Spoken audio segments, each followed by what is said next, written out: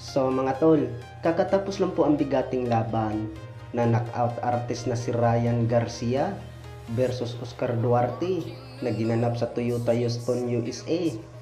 Ay maganda talaga ang pinapakita ni Ryan Garcia mga tol. Ay hindi talaga nabuboring ang mga nanonood. Bukod dyan ay hindi kinaya ang lakas ni Ryan Garcia. Ay pinatumba ni Ryan Garcia itong si Oscar Duarte sa round 8. Ay hindi na kayang bumangon mga tol.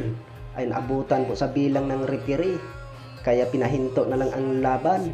Nakuha ang panalo ni Ryan Garcia by round 8 technical knockout. Banda naman mga tol, ay malapit na po ang bakbakan sa undisputed lightweight world champion Devin Haney versus WBC junior welterweight world champion Regis Prograis.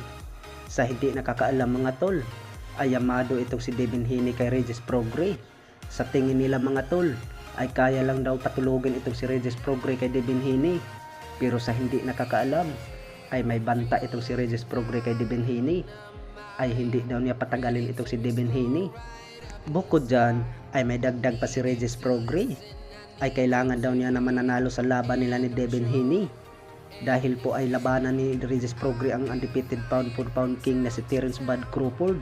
Aakyat daw siya kaagad ng 147 pounds sa welterweight division para wasakin din niya ang undefeated pound for pound king na si Terence Bud Crawford. Bukod dyan, sa hindi nakakaalam, kahit sino pang mananalo sa dalawa ni Regis Prograis versus Devin Haney ay hindi nila kakayanin ang lakas ni Terence Crawford. Samantala ay alam na po natin ang galawan ni Terence Crawford at nakita po natin mga tol nung naglaban sila ni Errol Spence Jr. kung ilang beses yung pinabagsak si Errol Spence Jr. hanggang itinigil na lang sa referee ang laban. Sa kabilang banda naman mga tol, ang ating pambatong former 3 Division World Champion angas ng Pinas Janril Casimero ay chill-chill lang mga tol. Kumakain lang siya ng chicheria. Pero nakita mo natin mga tol na ang daming pera niya sa gilid at may banat pa ang angas ng Pinas na marami na naman daw ang maiinggit at banat ng karamihan mga tol. Bakit maraming galit pag ilabas ang pera ng angas ng Pinas Janril Casimero na normal lang man daw yan ang ipapakita nila kagaya ni Floyd Mayweather, Tank Davis at ni Ellen Bronner. Sa kabilang banda naman mga tol, ang ating pambatong WBC challenger na si Vincent Acero Astrolabio ay malapit na po ang bakbakan mga tol. Mapasabak po siya sa world title fight. Ang makakalaban niya yung nagtalo sa ating 4 Division World Champion na Nito Donaire Jr. ng pambato ng Mexico na si Alexandro Santiago dahil po ayan ang may hawak na WBC Bantam. Samantala ay hindi ito basta-bastang makakalaban itong si Alexandro Santiago dahil ay mautak to at magaling.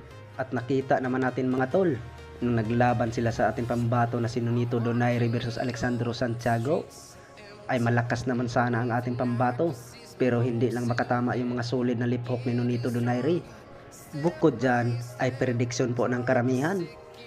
Pag si Vincent Acero Astrolabio na daw ang makakalaban ni Alexandro Santiago ay sigurado daw maitulog itong si Alexandro Santiago sa kamay ni Vincent Acero Astrolabio. Ano bang sa tingin nyo mga tol? Ay kaya bang pulbusin ni Vincent Acero Astrolabio itong si Alexandro Santiago? So mga tol, maraming salamat sa walang sawang suporta sa Romlek Boxing Sports. Kung sino pag hindi nakasubscribe dyan mga tol, baka pwede tayo makahingi ng subscribe. At meron din tayong Facebook page, Romlek Boxing Sports. So maraming salamat mga tol.